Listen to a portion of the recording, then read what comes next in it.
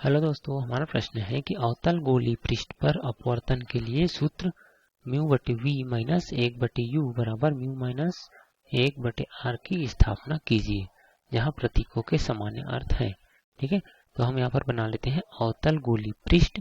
ठीक है, उसके बाद हम इसकी स्थापना करेंगे इस सूत्र की। ठीक है, तो यह है एक गोलीय अवतल पृष्ठ। ठीक है, जहाँ पर यहाँ पर क्या होता है, मध्य बिंदु पर होता है इसका ध्रुव। ठीक है, गोलीय अपवर्तक पृष्ठ का ध्रुव होता है। और मान लीजिए कि यहाँ पर जो माध्यम है वो वायु है। ठीक, और बाएं साइड वाली माध्यम का अपवर्तनांक जो है म्यू है। ठीक है, और वायु के लिए म्यू का मान क्या होता है, म्यू बराबर 1 हो जाता है। ठीक है, अब मान लीजिए कि यहाँ पर कोई वस्तु रखे हैं जो कि बिंदु O पर स्थित है। ठीक है, तो ये क्या होगी, यहाँ से जो किरण आपतित होगी, ठीक है, गोलीय अपवर्तक पृष्ठ पर, वह अपवर्तन के पश्चात अभिलंब की ओर झुक जाती है। ठीक है, तो एक अभिलंब कहाँ से खींचते हैं हम, इस गोलीय अपवर्तक पृष्ठ के केंद्र से वक्रता केंद्र से जाती है। ठीक है, तो वक्रता केंद्र से जो किरण जा रही है उसको हम बोल देते हैं CL। ठीक है, अब ये जो वस्तु से जो आपतित किरण जा रही है वह अपवर्तन के पश्चात इस अभिलंब के ओर झुक जाएगी। ठीक है, इसको हम बोल देते हैं किरण ON।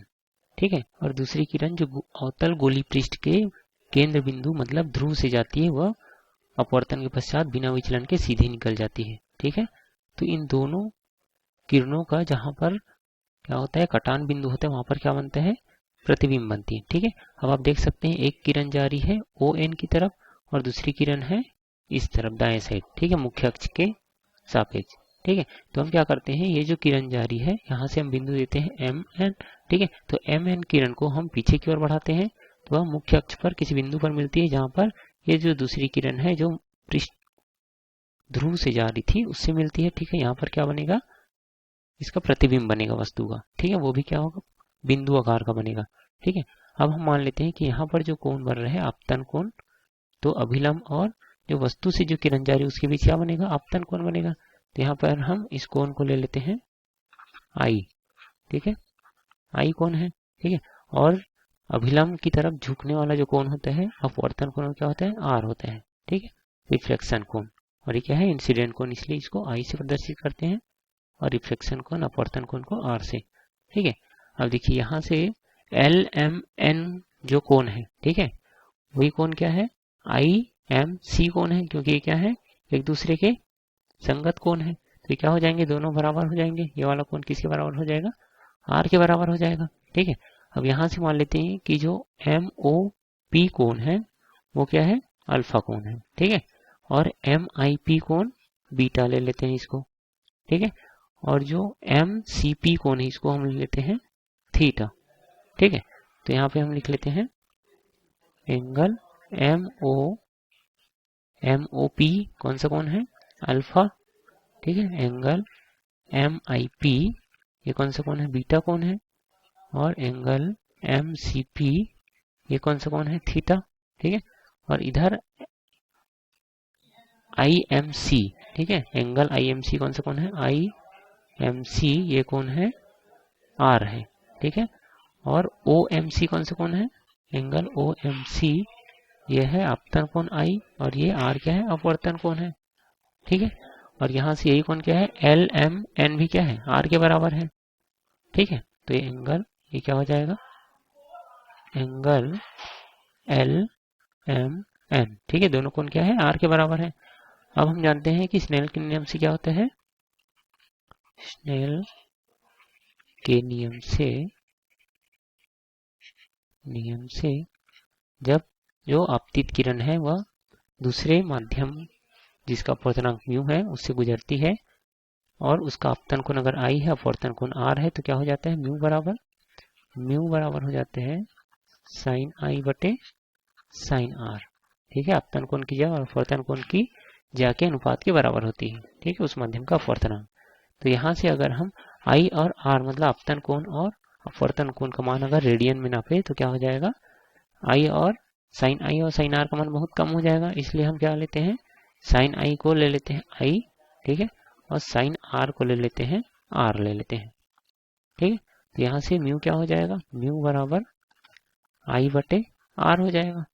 ठीक है, तो यहाँ से हम क्या लिख सकते हैं, I बराबर म्यू R। ठीक है, इसको दे देते हैं समीकरण नंबर 1। अब यहाँ से हम क्या लिख सकते हैं, आई बराबर क्या हो जाएगा, आई बराबर यहाँ पर देखिए इस कोण का मान अगर निकाले, अगर हम लेते हैं OMC इस त्रिभुज को, ठीक है, तो त्रिभुज OMC में, ठीक है, ये किस प्रकार का त्रिभुज है, ये कुछ ऐसा बना हुआ है, ठीक है, यहाँ पर क्या है M O और C, और यहाँ पर कौन है थीटा, और ये वाला कौन है अल्फा, ये कौन से आई है, ठीक है। तो यहाँ से हम थीटा का मान क्या लिखते हैं, बहिष्कोण प्रमेय से, यहाँ पर हम अगर इसका मान निकाले तो क्या हो जाएगा, ये तीनों कोणों का योग क्या हो जाएगा, अल्फा प्लस आई प्लस एंगल MCO बराबर क्या हो जाएगा 180 अंश, तो एंगल MCO बराबर क्या हो जाएगा 180 माइनस अल्फा प्लस आई, ठीक है। अब मान लीजिए कि यहाँ पर इसका मान निकालेंगे, MC इधर क्या था P था, ठीक है, तो MCP का अगर मान निकाले तो क्या हो जाएगा, एंगल MCP बराबर, ये जो एक लाइन में जो कोण बनता है वो कितना अंश होता है 180 अंश होता है, तो 180 अंश माइनस इधर का जो कोण है MCO का, ठीक है, उसको हम क्या करते हैं घटा देते हैं, एंगल MCO, तो जब हम इसको घटाएंगे तो क्या आ जाएगा 100, इसको लिख लेते हैं एंगल MCP बराबर 180 अंश माइनस MCO का मान क्या है यहाँ से 180 माइनस अल्फा प्लस आई, ठीक है, तो यहाँ से 180 कट जाएगा तो क्या आएगा अल्फा प्लस आई MCP का मान, ठीक है। तो यहाँ से हम क्या बोल सकते हैं कि अगर ये कोण क्या है, अगर बहिष्कोण त्रिभुज है, ठीक है, बहिष्कोण यहाँ पर कोण क्या है 90 अंश से ज्यादा है, बहिष्कोण है, तो ये जो थीटा का मान होगा वो क्या होगा अल्फा और आई के बराबर होगा, ठीक है। तो यहाँ से हम क्या लिख सकते हैं एंगल थीटा, यहाँ पर लिख लेते हैं त्रिभुज MOC में क्या हो जाएगा थीटा बराबर अल्फा प्लस आई, ठीक है। तो यहाँ से हम आई बराबर क्या लिख लेते हैं थीटा माइनस अल्फा, ठीक है, इसको देते हैं समीकरण नंबर 2। और त्रिभुज, अब कौन से त्रिभुज में लेते हैं हम MIC में, ठीक है, तो यहाँ पे देखिए इसका कोण का मान क्या है बीटा, और यहाँ पर जो कोण बने वो कौन सा कोण है R कोण है, ठीक है, और यहाँ पे थीटा है, तो थीटा बराबर क्या हो जाएगा बीटा प्लस R, ठीक है, IMC में थीटा बराबर बीटा प्लस R हो जाएगा, तो यहाँ से हम R का मान निकाल लेते हैं, ठीक है, ये है R, ठीक है, बीटा प्लस R, तो R का मान क्या हो जाएगा थीटा माइनस बीटा, जिसका देते हैं समीकरण नंबर 3। अब यहाँ से समीकरण 2 और 3 से आई का मान कहाँ रख देते हैं समीकरण 1 में रख देते हैं, ठीक है, तो क्या हो जाएगा थीटा माइनस अल्फा बराबर म्यू गुना R का मान क्या है थीटा माइनस बीटा, ठीक है। अब यहाँ से देखिए अल्फा थीटा और बीटा का मान किरण आरेख से निकालते हैं, ठीक है, तो अल्फा का मान कहाँ से निकालेंगे OMP में अगर देखें तो P और M क्या है चाप है, ठीक है, और त्रिज्या क्या हो जाएगी P से लेके O तक की दूरी, ठीक है, तो अल्फा बराबर क्या लिख सकते हैं कोण बराबर चाप बटे त्रिज्या, तो यहाँ से अल्फा बराबर PM बटे PO हो जाएगा, ठीक है, तो अल्फा बराबर क्या हो जाएगा PM बटे PO, ठीक है, और बीटा बराबर क्या हो जाएगा, बीटा बराबर यहाँ पर देख लेते हैं, ये कोण का मान है बीटा, तो ये हो जाएगा चाप बटे त्रिज्या, तो PM बटे PI हो जाएगा, ठीक है, तो यहाँ से क्या हो जाएगा PM बटे PI, और थीटा बराबर क्या हो जाएगा थीटा बराबर यहाँ का कोण है तो PM बटे PC, और ये PC कौन सा मान होता है यही तो है वक्रता त्रिज्या ध्रुव से वक्रता केंद्र की दूरी, तो PM बटे PC, ठीक है।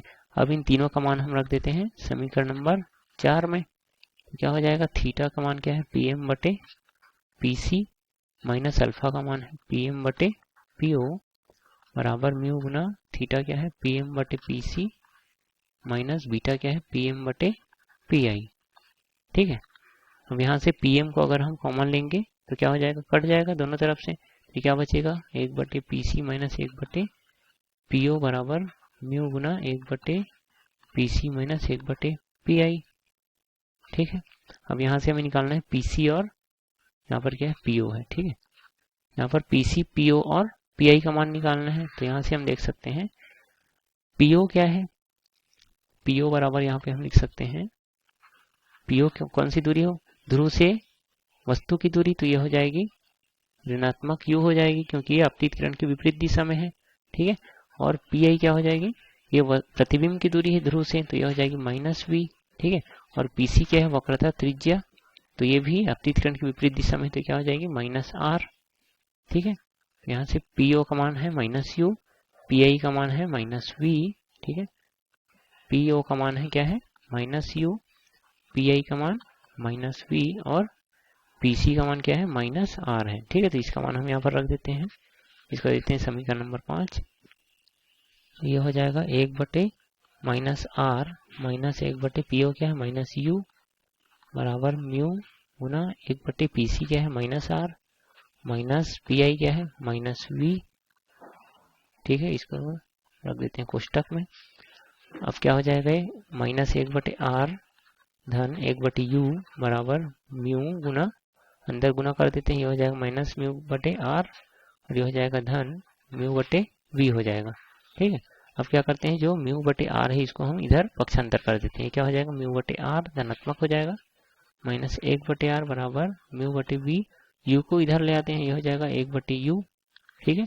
तो यहाँ से अगर हम लघुत्तम निकाल देते हैं क्या हो जाएगा r, यहाँ पर लिख लेते हैं इसको, ये हो जाएगा r म्यू -1, यहाँ पर हो जाएगा μ/v -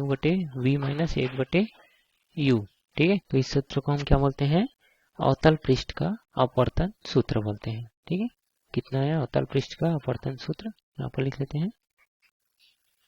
इस समीकरण क्या बोलते हैं, अवतल पृष्ठ का अपवर्तन सूत्र, ठीक है। कितना है, म्यू -1/r बराबर μ/v - 1/u, ठीक है। धन्यवाद।